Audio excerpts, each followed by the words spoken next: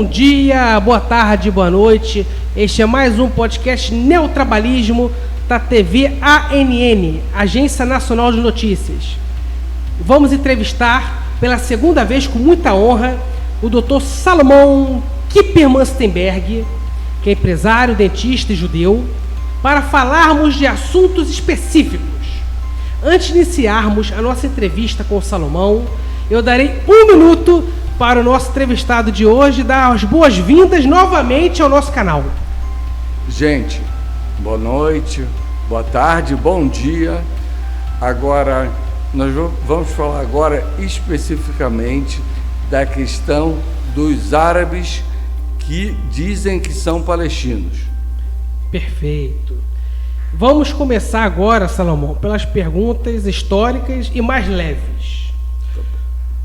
O povo judeu teve 3 períodos históricos marcantes. A escravidão no Egito, quando ele foi libertado por Moisés. Há teses filosóficas históricas que o povo judeu foi escravizado na Babilônia, mas o amigo discorda do termo escravidão. Exatamente. Na Babilônia.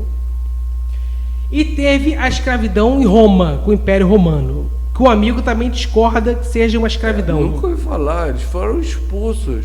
Sim, mas eram subjugados a Roma. Nem subjugados, eles perderam o direito político, passaram, no tempo de Roma, foram realmente, perderam toda a identidade. A identidade política. Quer dizer, religiosamente, os judeus sempre rezam em direção a Jerusalém, né? Tanto igual os árabes que rezam em direção a Meca. Eu contei aquela história que é muito legal. Eu estava no aeroporto, eu voltando para Jerusalém e um muçulmano voltado para Meca. Antagônico, muito legal isso. Perfeito. Então vamos lá. Voltando ao período do Egito, ali foi uma escravidão do povo judeu, por quê? Olha, Deus queria mostrar para os filhos de Jacó que todo mundo é igual, sem brincadeira. Então, vocês sabem que Jacó teve 4 mulheres. A preferida dele era Rebeca. Depois, Raquel. Ele casou com Lia e Raquel. Lia não, peraí, vamos mudar isso aqui. Jacó casou com Lia e Raquel. Não. As 2 filhas de Labão. Sim, mas vamos lá. Abraão com Sara. Isso. Isaac com Rebeca. Isaac com Rebeca só. Isso. Verdade. E Jacó com Lia e Raquel. Com Raquel, você chama de Lia? A Lia foi a primeira esposa, a Raquel a segunda. E o grande amor de Jacó era Raquel. Sim, e ele ainda casou com as concubinas. Ele teve filho com as 4. Com as 4. Como é que é o nome? Lia, Raquel, as outras 2 eu não lembro o nome. Tá bom. Que eram escravos. Concubinas. Eram. Tem até uma história que era irmão, mas vamos na vamos focar. Eram funcionários, Isso. eram empregadas, auxiliares, empregadas delas. Tinha alguns privilégios, né? E aí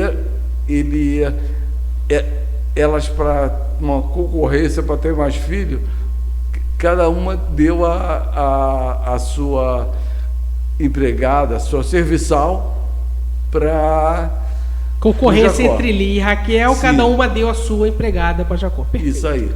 E aí os irmãos, os filhos de Raquel achavam que eram preferidos. Porque Jacó amava mais a Raquel que as outras 3. O de Leia já achava que, como ela foi a primeira a casar, eram superiores. E das concubinas também, coitados, eles ficavam numa situação até meio inferior. Então, Deus mandou eles para a escravidão para dar uma lição que todo mundo é igual, cara. Não tem diferença entre os filhos. E eu me atrevo a dizer, não tem diferença entre os homens. Perfeito. Passando o período da escravidão no Egito, que Deus levantou Moisés para libertar o seu povo, depois veio a liderança de Josué, que era sobrinho de Moisés. Passaram-se séculos, né? Chegamos ao rei Davi. Sim. Qual foi a importância do rei Davi para o povo judeu? Ele consolidou o reinado. Ele criou o Estado de Israel. Isso. E aí fez uma paz. Daí o Salomão pôde fazer o templo. E quem não sabe, Salomão, filho de Davi. Sim, um dos filhos de Davi. Sim, que herdou o trono. Que herdou o trono do pai. Então, Davi criou o Estado de Israel, desenvolveu, Salomão desenvolveu mais ainda, e Salomão falece. Sim. E aí acontece a divisão do reino. Também. E aí chegamos na época da Babilônia. Aí depois veio a Babilônia, realmente, que expulsou os judeus, mas em tese, tá? Uma parte, os mais cultos, foram para a capital da Babilônia para empreender em negócio, atividade política, etc. Tá bom? Uma parte foi para a diáspora. E o pessoal de menor poder aquisitivo, mais popular, ficou em Israel. É assim que eu vejo a situação. E por que o amigo defende que na Babilônia o povo judeu não foi escravo, diferente da época do Egito? Porque, por exemplo, o tio da rainha Esther, ele era um ministro do rei.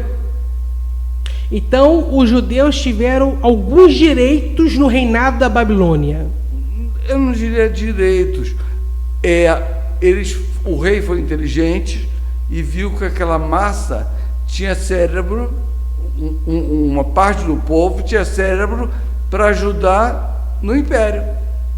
Então, meio que ele comprou os melhores daquele grupo de judeus para contribuir no desenvolvimento econômico tecnológico do reino dele. Nem comprou, levou e tal, e o pessoal vivia a Babilônia. No reinado de Nabucodonosor. Eu estou querendo me lembrar se ainda Babilônia é o Irã atual. Estou falando besteira? Não, parte do Irã integrava o reino da Babilônia, que pegavam vários países. Ainda tem judeu no Irã que vivem muito bem. Eles vivem numa cidade, eles têm uma atividade econômica pujante. Na minha época de empresário da Sanifil, eu cheguei na China para ver máquinas e escovas de dente, etc. E eu conhecia um empresário iraniano que me contou que ele foi para a China negociar, mas a mulher dele, os filhos deles, não poderiam ir com ele, justamente para ele ter que voltar. Perfeito. Saímos do período babilônico, a história da humanidade se desenvolveu, a história do povo judeu se desenvolveu, chegamos no Império Romano. Sim. Por que tu defende que na época do Império Romano o povo judeu também não foi escravizado? Eles foram dispersos. Espalhados. Ainda continuou o judeu lá, mas eles foram simplesmente dispersos, mas mantiveram a religião judaica. E, por outro lado, surgiu o cristianismo e, na minha opinião, o Império Romano tinha um problema. Cada país, cada local que eles conquistavam, tinha um Deus. E aí, um Deus único facilitava eles sedimentarem o povo, terem uma tradição em comum. E aí eles aderiram ao cristianismo, que inicialmente era uma parte dos judeus que aceitaram Jesus como Messias. E ainda sobre o povo judeu na Grande Roma, eles tinham o direito ao livre exercício religioso, eles tinham o direito ao culto.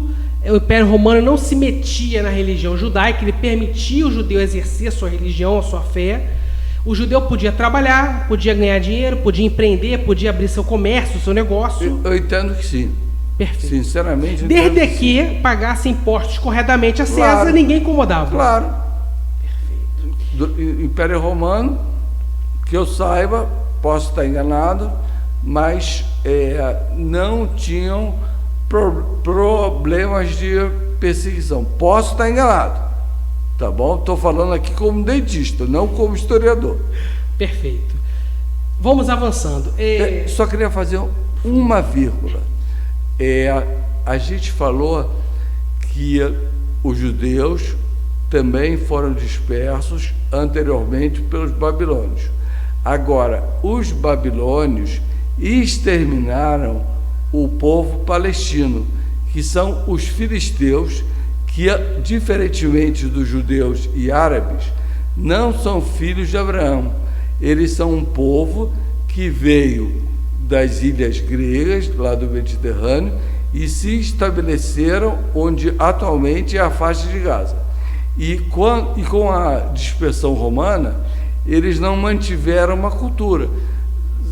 Pode ser que uns viraram judeus, outros árabes, outros viraram idólatras, esqueceram, perderam a identidade de povo filisteu, palestino. Por isso que eu digo, palestino não existe. Perfeito. O amigo acabou de tocar no assunto altamente polêmico e complexo.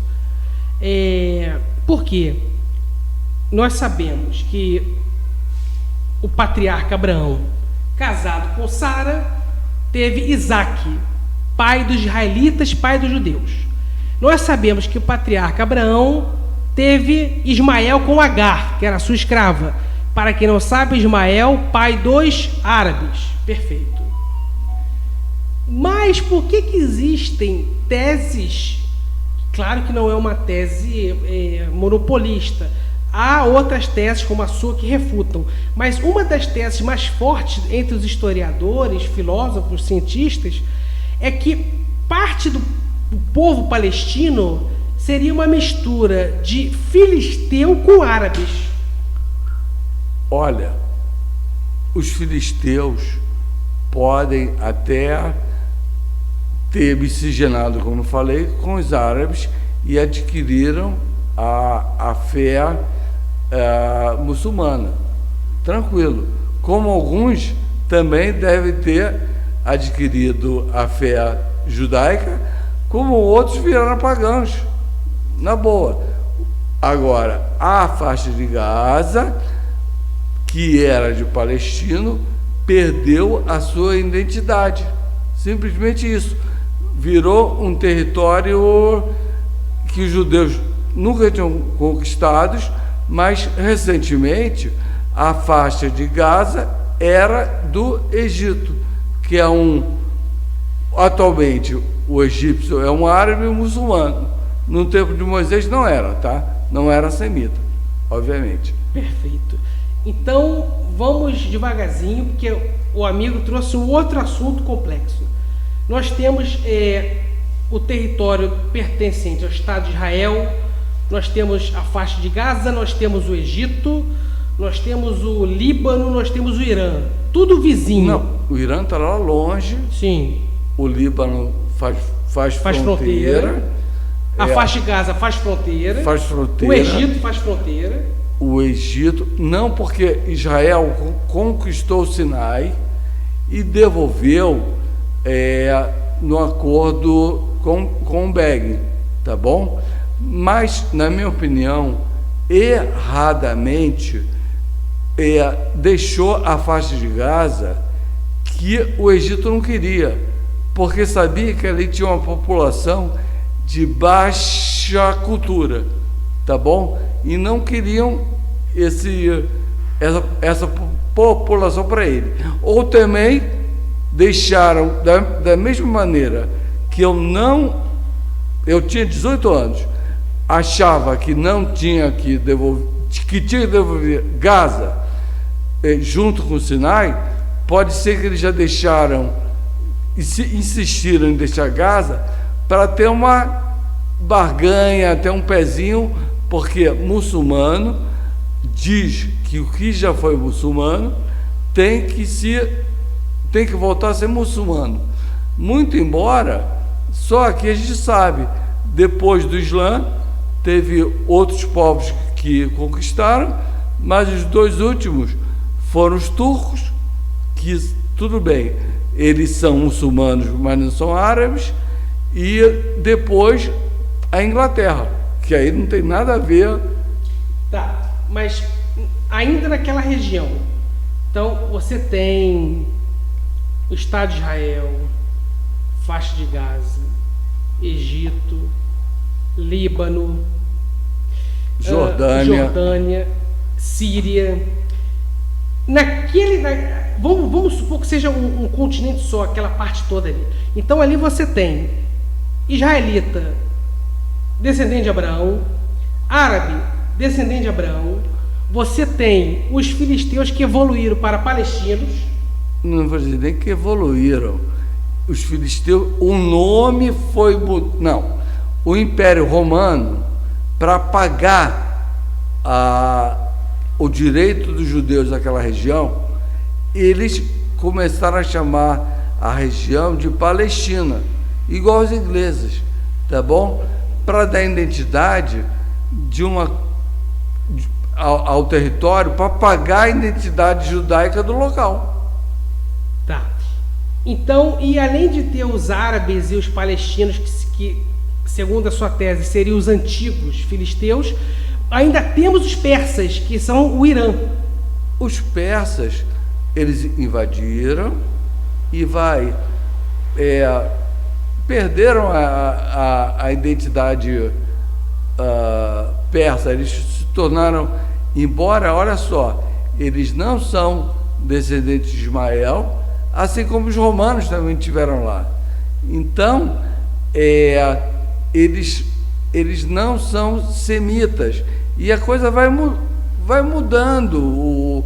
A identidade de um cara que era filisteu virou árabe, muçulmana. Alguns, com certeza, se tornaram judeus. Agora, por exemplo, aqui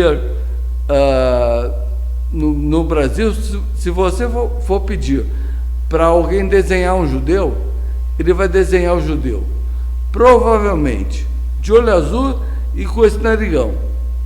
O olho azul foi adquirido na Europa, ok? Que é do pessoal caucasiano, hoje se fala raça branca, não é isso? Politicamente correto. E esse nariz são dos Kezarim, que foi um povo que se converteu ao judaísmo, porque eles estavam numa faixa de território que impediu durante séculos dos muçulmanos entrarem na Europa. E o rei percebeu, o Czar, talvez até daí veio o nome Czar, não sei, percebeu que tanto do lado muçulmano quanto do lado cristão tinha judeus. E aí ele começou a se desiludir com a tese da idolatria, de que o sol é Deus, estátuas, e ele começou a se informar das três religiões monoteístas, e chegou à conclusão que que o judaísmo seria mais coerente, tá bom? E aí ele se tornou judeu. Como judeu, ninguém pode obrigar ninguém a ser judeu. Parte do povo dele se converteu, parte não, mas para os judeus foi ótimo. Eles tinham naquela região, principalmente na Europa, que sempre teve muito mais problema religioso com os judeus. Naquela época os muçulmanos viviam muito melhor, com muito menos perseguição. Eles foram para lá e se misturaram com os que saíram. Daí, na minha opinião, veio esse nariz. E o olho azul da minha mãe veio dos europeus. Perfeito. Mas vamos lá. Mais 2 raciocínios aqui para a gente avançar. Penúltimo raciocínio. O amigo defende que a faixa de Gaza pertenceu ao Egito. Foi. E já pertenceu a Roma. Já pertenceu à Babilônia. Já pertenceu à Babilônia. E hoje em dia pertenceria a quem? Hoje em dia, como eu estou te falando, no acordo com o Egito, deixaram essa faixazinha de terra. Uma pausa, para o telespectador entender. Teve a guerra de Israel com o Egito. Olha só. Israel tomou alguns territórios. Vamos mostrar aqui uns mapas? Olha só. Aqui a gente tem a situação da região depois da Segunda Guerra Mundial. Em laranja, você vê que tem a Jordânia e Israel. Ok? Ok. Essa parte que é a Jordânia, da margem oriental do Jordão, foi formado um Estado árabe muçulmano. Existia uma promessa de que ao outro lado seria um Estado judeu. Isso nos idos de 1914, o barão Reis, ele conseguiu isso da rainha da Inglaterra, do rei, nem sei quem era que estava no poder da época, devia ser o pai da rainha atual, né? E aí esse acordo não foi honrado. Fizeram o Estado árabe e mantiveram o outro lado com o nome Palestina. Importante dizer, desde 1850, quando aquela região pertencia à Turquia, houve migração judaica para aquele local. Isso, fala mais próximo do microfone. Isso. Houve migração judaica para aquele... Bota o microfone para ele. Empurra. Isso. Pronto, pode ser ouvido melhor. Tá. Então você falou que a Jordânia se tornou um Estado árabe muçulmano e tinha uma promessa da outra parte ser um Estado judeu. Exatamente. Que não cumpriram. Da Declaração Balfour logo depois da Primeira Guerra, 1919, por aí.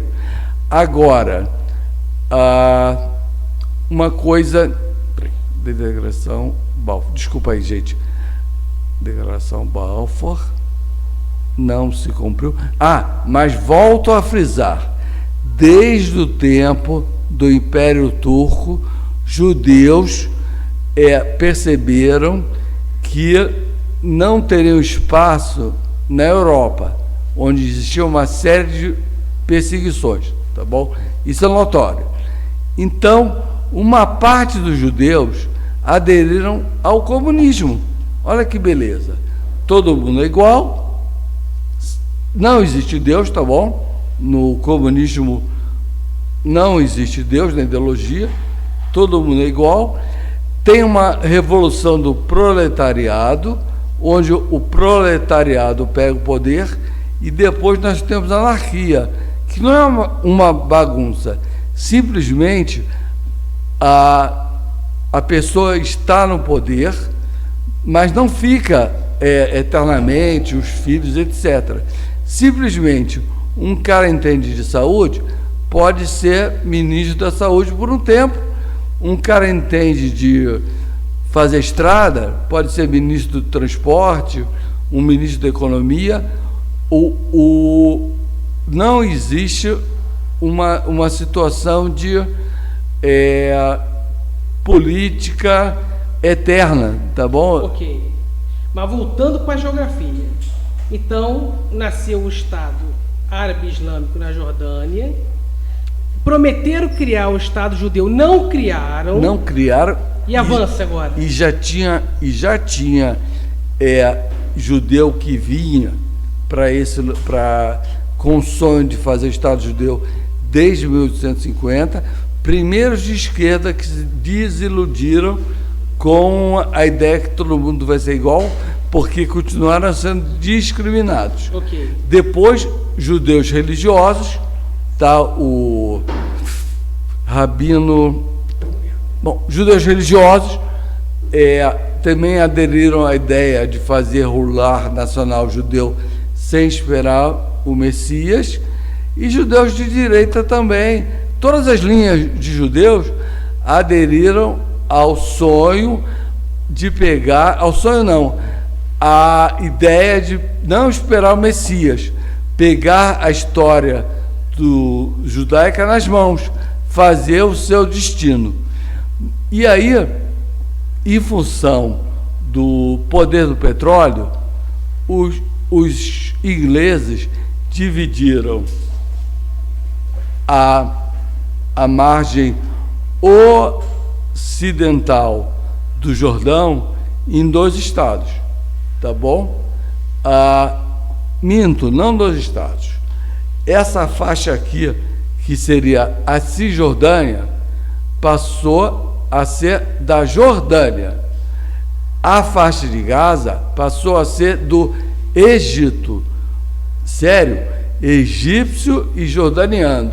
Nada de palestino. Até então, não existia essa nomenclatura palestina, que já tinha sido esquecida desde o Império Romano. Perfeito. Tá bom? Avança. Aí nasce o Estado de Israel. Nasceu o Estado de Israel, oficialmente, pela ONU, né? Na votação que Oswaldo Aranha, brasileiro, foi o voto final, o voto de Minerva. Foi o presidente, cara. Ele organizou. Agora, volto a dizer, a votação na ONU simplesmente oficializou uma situação que já existia. Os judeus efetivamente já estavam colonizando a região. O aumento de árabe na região foi porque começaram a desenvolver, igual Brasília, São Paulo, Rio, chama gente para ir trabalhar de qualquer lugar. Então os árabes que estavam em volta vieram para trabalhar. Hoje em dia tem muito filipino que vem trabalhar em Israel. Muitos deles até morreram no ataque a uma discoteca um ano atrás. Que tem muita gente que fala que isso é um modo natural de se defender alguma coisa. Desculpa que eu estou exaltado, mas, gente, pelo amor de Deus. Sim. E para finalizar o podcast de hoje, o amigo falou na última entrevista que tem um time de futebol na América Latina. Bacana. Que deu... Aqui, tá aqui. Olha que legal. E fala sobre esse time de futebol. Olha que bacana. O time palestino, fundado por chilenos de origem árabe que se dizem palestinos, tá bom? Ou até pensam que são palestinos. Uma mentira repetida muitas vezes se torna uma verdade. E é isso que a gente não pode deixar de acontecer. E o que esse time faz? Olha só que legal. É um time de futebol com nome palestino. Olha o símbolo deles. O símbolo deles é toda a margem ocidental do Jordão. Ou seja, para eles, Israel não existe. Para muçulmano, toda a área que já foi muçulmana tem que voltar a ser muçulmana. Não importa que depois que eles perderam, depois do Maomé, vários outros povos não muçulmanos conquistaram a região, inclusive os últimos foram os britânicos. Europa que se cuide, Europa que se cuide. Eles vão pegar a Europa sem dar um tiro. Agora, só para finalizar, Salomão, para ficar bem explicado, esse território todo... Pega isso aqui para mim, Salomão, por gentileza. Isso aqui, daqui. Esse território todo aqui, que o Salomão explicou brilhantemente, é um território que já foi povoado por Abraão, que é o pai dos judeus e dos árabes, Isaac, que é o pai dos judeus, Jacó, que também é pai dos judeus, já foi colonizado por egípcios, babilônicos, romanos, pessoas de diversas nações já colonizaram ali. Conquistaram, mas nunca colonizaram. Era assim uma província longe. Conquistaram, exploraram os recursos naturais. Alguns povos fizeram moradias, alguns povos... Mas pouco. Antes da fundação de Israel, era um deserto. E foi durante séculos um deserto. E também, mesmo sendo um deserto, parte desse território aqui, Jordânia, Egito, faixa de Gaza, Israel, Síria, sempre teve um judeu e um árabe morando. Sim. Criando casa, criando apartamento, criando fazenda, investindo em comércio. Sim. Sempre teve. Olha, tem um lance super legal, você me lembrou. Na Páscoa, a alimentação kasher é muito mais rígida. Tem o lance da farinha, não pode comer e tal. Aí, os judeus da Pérsia, se eu não me engano, tem uma festa chamada Mimona, que depois da Páscoa judaica, eles fazem uma panqueca de trigo recheada, muito boa, já comi em Israel, tá? E aí, eles convidavam os amigos árabes para comer junto, entendeu? Olha que legal. Eu digo que a vida entre judeus e muçulmanos, claro que teve perseguições, judeu sempre é bode expiatório, mas, no geral, a vida dos judeus e dos muçulmanos era muito mais... A coexistência era muito mais contínua, pacífica, existia uma coexistência. Na Europa não era bem assim, não. Os judeus eram usados como bode expiatório, volto a dizer, algumas profissões como médicos, que a Igreja Católica não deixava fazer autópsia para se estudar, mas, por outro lado, são necessários para a sociedade, era exercida por judeu. Coletor de imposto. Quem é que gosta do coletor de imposto? Só o rei que gosta do imposto, né? Sim. E aí, os judeus faziam isso. Finança, o rei era praticamente analfabeto, mas tinha que ter uma pessoa que entendesse de finança para administrar. Então, uma parte pequena, 1% dos judeus fazia isso, tá bom? A maioria vivia confinada em guetos, sem liberdade nenhuma, com um poder de renda baixíssimo, e tinha o pessoal que estudava muita religião. E aí, esse pessoal que estudava muita religião, que é 2%, se casava com os ricos, tá bom?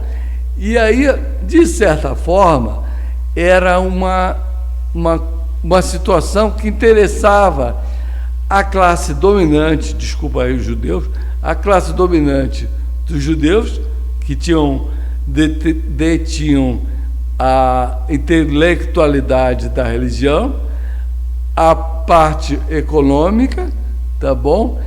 E, por interesse da sociedade de volta, eles criavam o gueto, que mantinha o judeu afastado do resto da sociedade, e quando tinha algum problema econômico, o problema era o judeu.